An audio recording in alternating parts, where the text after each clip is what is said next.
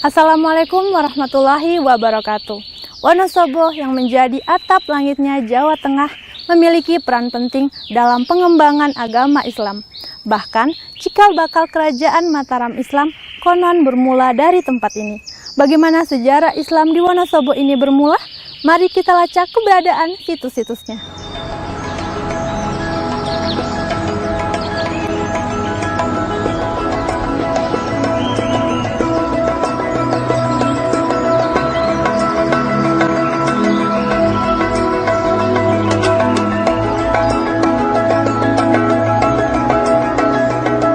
Desa Candirejo, Kecamatan Mojo Tengah, Kabupaten Wonosobo, Jawa Tengah, memiliki masyarakat yang mempunyai semangat untuk maju.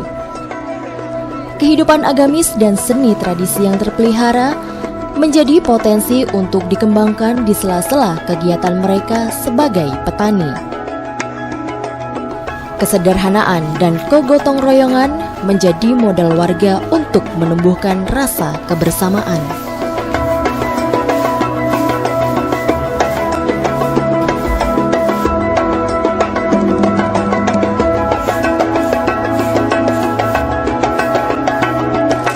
Desa Candirejo memiliki sumber daya bambu. Masyarakat desa memanfaatkan bambu yang tumbuh di desanya untuk membuat kerajinan tangan dan perabot rumah tangga yang dapat dipesan dan dibeli. Selain untuk keperluan sendiri, juga sebagai sarana penghasil tambahan.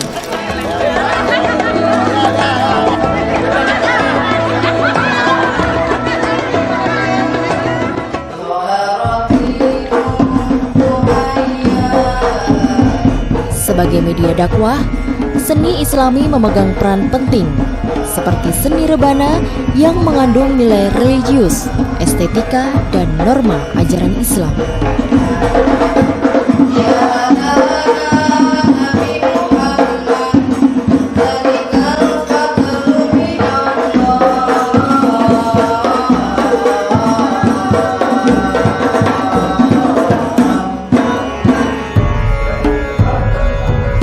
Mengkaji Islam bisa dilakukan beragam cara, baik melalui istighosah, pengajian yang rutin digelar warga dusun candi, maupun melalui seni pembacaan kitab Al-Barzanji, sebuah kitab sastra yang masyhur di kalangan umat Islam, maupun melalui bacaan sholawat yang merupakan doa-doa, pujian-pujian terhadap Nabi Muhammad SAW.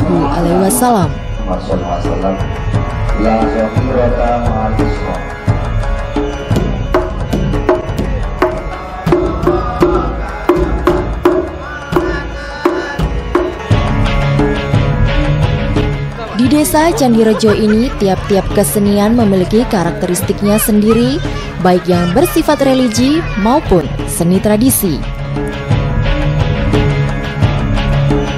Adapun kesenian tradisional yang berlatar belakang penyebaran agama Islam dan syiar Islam, sebagaimana yang dilakukan para wali songo, yakni melalui seni pertunjukan.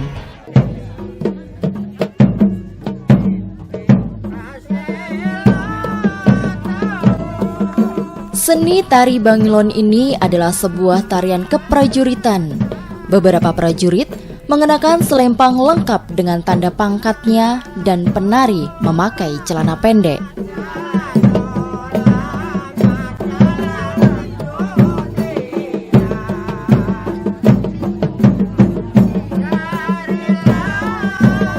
Untuk mengiringi tarian, para penari menyanyi bersama yang diambilkan dari kitab Barzanji yang sudah dicampur dengan nyanyian Indonesia, sedang alat musik memakai rebana dan jidor.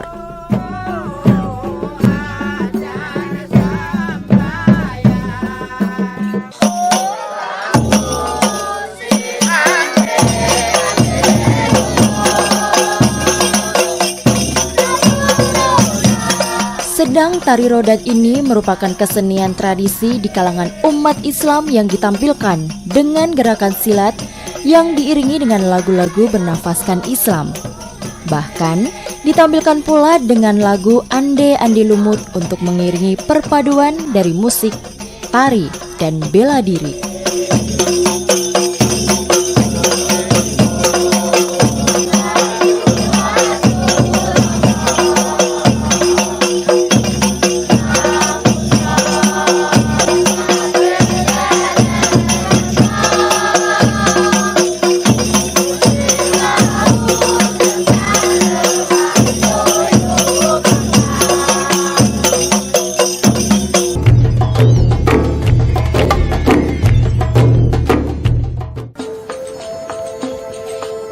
Pemirsa, inilah desa Candirejo dan tampak di tengah persawahan dimakamkan kaum sufi dari negeri Iran yang menyebarkan agama Islam sebelum kerajaan Demak berdiri. Bagaimana awal sejarahnya? Mari kita telusuri bersama.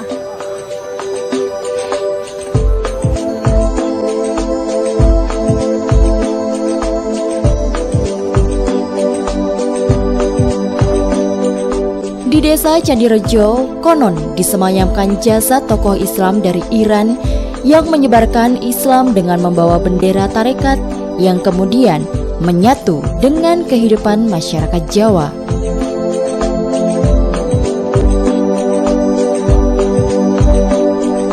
Makam Syekh Abdullah Qutbuddin agak jauh dari desa. Lokasinya di tengah areal sawah bercampur dengan makam umum warga setempat. Sepanjang jalan menuju makam disuguhi pemandangan tanah pertanian. Di sekitar makam ditumbuhi pohon-pohon besar berusia ratusan tahun. Konon, masyarakat sering melihat ada cahaya yang muncul dari makam.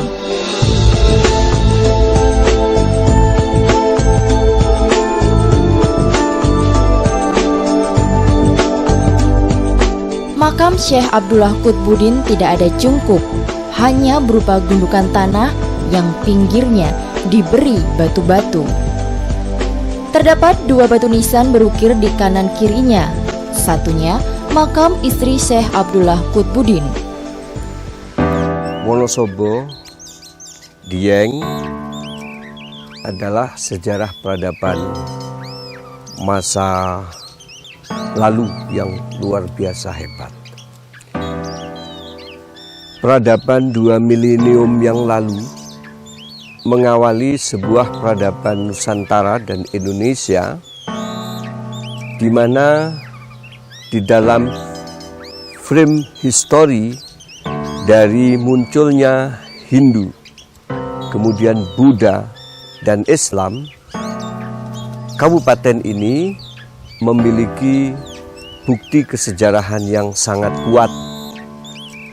Syekh Abdullah Qutbuddin di dalam persangkaan baik kita adalah penyebar Islam melalui jalur tarekat. Peranan dari Syekh Abdullah Qutbuddin di dalam menyebarkan Islam secara kultur, dan ini menjadikan Indonesia menjadi mayoritas pemeluk agama lantaran sifat kulturalisme yang beradaptasi dengan adat istiadat setempat, sehingga memuliakan Islam di dalam konsep cultural ini sesuai dengan apa yang digariskan Islam sebagai Islam rahmatan lil alamin.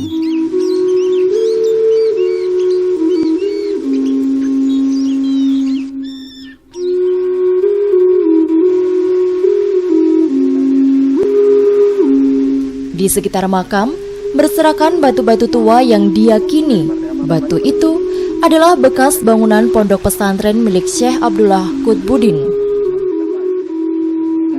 Konon, beliau tak mau makamnya dibangun mewah.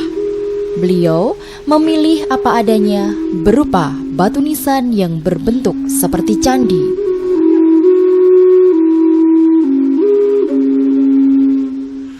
Syekh Abdullah Qutbuddin merupakan salah satu tokoh penting dalam penyebaran Islam di Pulau Jawa sebelum munculnya para wali songo. beliau menyebarkan ajaran Islam aliran Thariqah Naqsabandiyah. Ajaran tasawuf ini diyakini sebagai ajaran Islam pertama yang masuk ke tanah Jawa sebelum masuknya ajaran Islam beraliran tauhid dan fikih. Ajaran tasawuf ini lebih mudah dicerna masyarakat Jawa yang waktu itu masih menganut agama Hindu, Buddha, atau ajaran animisme dan dinamisme yang berbau klenik.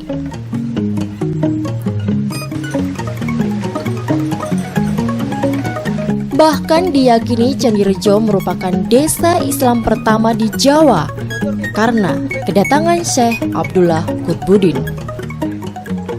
Metode Thariqah itu metode pengislaman yang melalui akar rumput. Dari langsung masyarakat, face to face, itu ketemu ngomong-ngomongan dan sebagainya. Tidak menggunakan uang, tidak menggunakan kekuasaan, tidak menggunakan kekerasan. Dan mereka sadar, oh agama begini, oh Gusti Allah ini, dan itu. Itulah Gus. Jadi setelah kita kaji berikutnya apa latar belakangnya, yaitu metode yang ditempuh semacam Syekh Abdullah Qutbuddin ini metode yang santun dengan lingkungan, tidak mengganggu, dianggap karena bukan sesuatu dengan saya kafir, bid'ah, enggak, tapi dengan cara santun, sehingga beberapa budaya setempat juga tetap berjalan. Itulah metode yang ditempuh oleh para bangsa.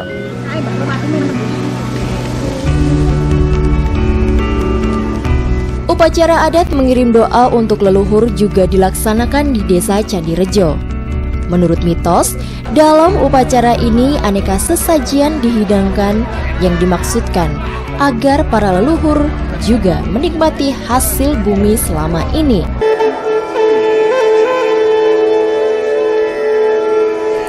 Makanan yang disiapkan seperti ayam utuh yang kemudian disajikan bersama dengan nasi tumpeng dan kelengkapannya serta sayuran. Warga antusias mempertunjukkan keahlian masing-masing sambil mengusung gunungan terbuat dari hasil bumi. Hadirnya kira budaya dimanfaatkan warga untuk menyatukan unsur budaya dan religi berjalan selaras.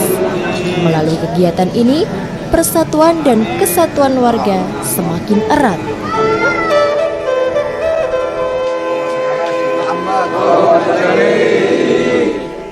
Upacara adat merupakan perlambang hubungan manusia dengan Tuhannya, manusia dengan leluhurnya, manusia dengan sesamanya, dan manusia dengan lingkungannya. Simbol tersebut menjadi perlambang hubungan alam lingkungan dengan manusia yang muncul dalam berbagai bentuk upacara dalam masyarakat Jawa. Upacara ini dapat diartikan sebagai bentuk semangat gotong royong dan kerukunan, dan ungkapan budaya dan tradisi yang masih dilestarikan.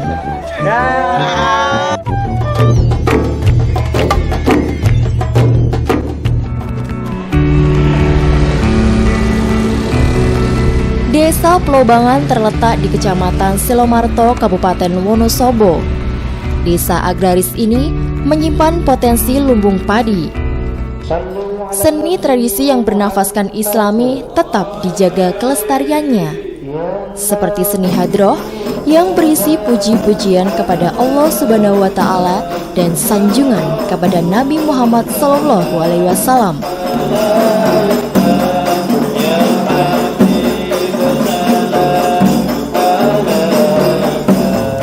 Nilai-nilai Islami ditanamkan sejak anak-anak sehingga kelak diharapkan menjadi anak soleh dan berakhlak mulia.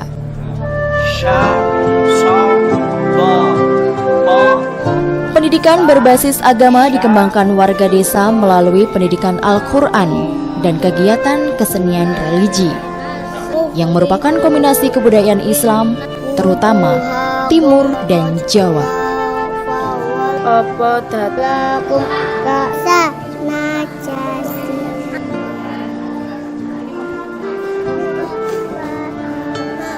Baba, Bibi, Tati.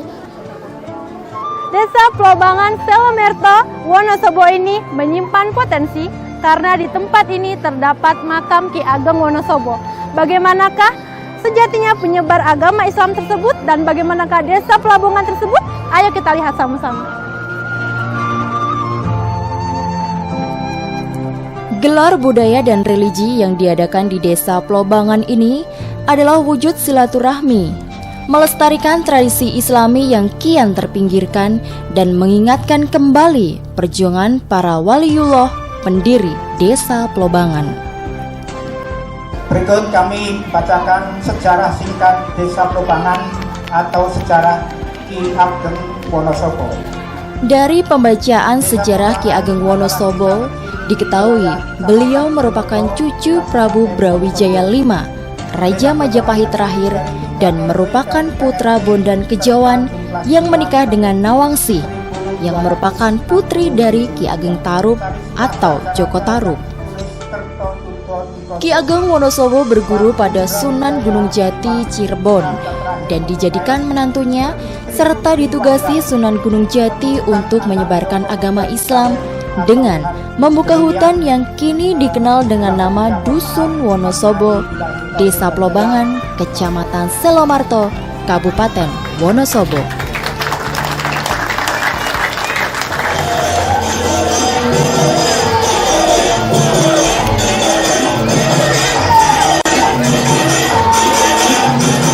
Kesenian merupakan media paling mudah diterima dalam penyebaran agama Islam, sehingga tradisi budaya Islam di Jawa berkembang dalam beragam tarian, seperti tarian Jangkrik Genggong.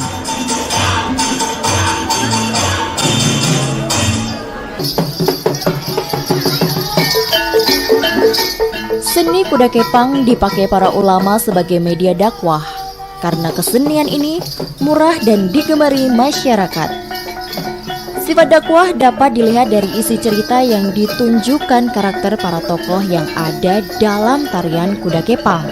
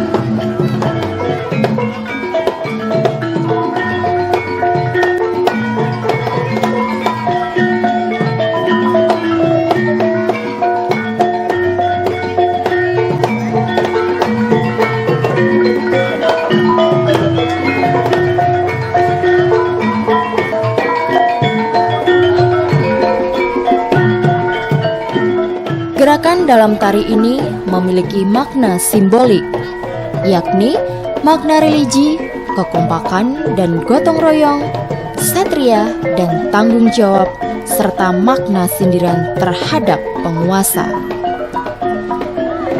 Penari berkostum layaknya seorang komando yang gagah berani, menegaskan bahwa tokoh yang diperankannya berpembawaan tegas dan bijaksana.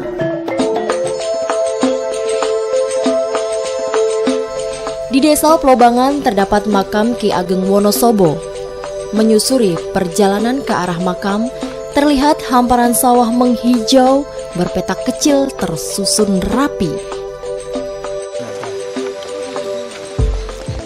Ki Ageng Wonosobo sosok sederhana, pantang menyerah, patuh terhadap guru dan mau kerja keras, serta kedekatan terhadap Tuhan. Situs Ki Ageng Wonosobo dikeramatkan dan dijaga baik oleh warga Plobangan. Sebagai tokoh penyebar agama Islam sekaligus cikal bakal lahirnya desa Plobangan, situs ini dihormati masyarakat. Di sekitar makam beliau terdapat 3 makam kuno yang merupakan pendahulu dan ulama yang sejaman dengan Ki Ageng Wonosobo. Ki Ageng Wonosobo mempunyai seorang putri yang menikah dengan Ki Ageng Pemanahan, yakni Nyi Ageng Pemanahan, merupakan ibu dari Panembahan Senopati, pendiri Kerajaan Mataram Islam di Kota Gede, Yogyakarta. Dari Panembahan Senopati ini turunlah Trah Ki Ageng Wonosobo menjadi raja-raja Mataram Islam sampai dengan era Kasunanan Surakarta, Kasultanan Ngayogyakarta Hadiningrat, dan Mangkunegaran. Sosok dari Ki Ageng Wonosobo adalah orang yang pandai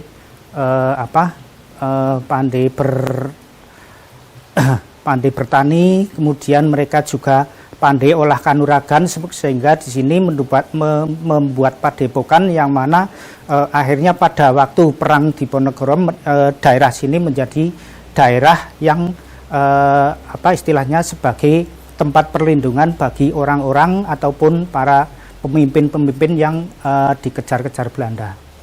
Sehingga di sini terkenal banyak sekali daerah-daerah yang berkaitan dengan penjajahan Belanda, peperangan yang melawan penjajah Belanda. Jadi mereka seorang tokoh yang kuat, yang pintar, yang pandai berolah kanuragan, dan juga mereka pandai sekali bertani.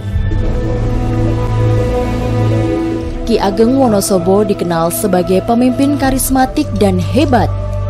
Keberadaan situs Ki Ageng Wonosobo kian menguatkan bahwa abad 14 Masehi, Wonosobo memiliki peran penting dalam pengembangan agama Islam.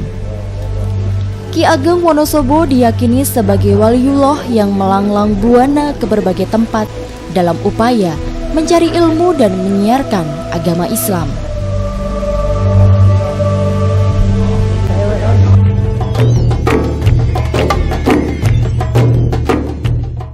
Masjid Al-Mansur Kauman adalah masjid tua di Wonosobo yang hingga kini masih kokoh berdiri dan menyimpan sejarah, karena di kompleks masjid terdapat makam tokoh ulama yang disegani pada zamannya. Siapa dia? Mari kita sambangi.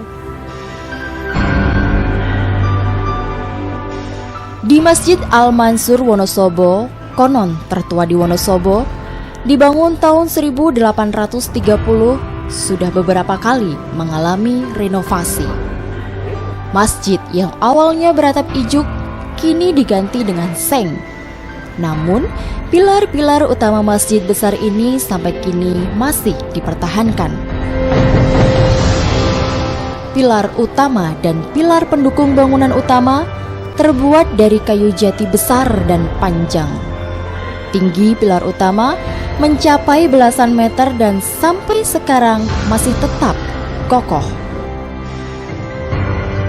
Di belakang Masjid Al-Mansur Kauman terdapat makam Kyai Wali, salah satu tokoh pendiri Wonosobo. Figur pemimpin yang merakyat, disukai dan disegani pada zamannya, dan beliaulah disebut sebagai tokoh perancang kota. Dalam perkembangan sejarah berikutnya, tata kota Wonosobo tersebut kini dapat ditemui seperti keberadaan alun-alun, pasar, dan taman kota. Dari perjalanan religi ini, kita dapat belajar dan mengambil hikmahnya dari tokoh penyebar agama Islam dalam menebarkan kedamaian dan keharmonisan. Akhirnya kami tuntasi perjalanan kita kali ini. Terima kasih atas kebersamaannya. Wassalamualaikum warahmatullahi wabarakatuh.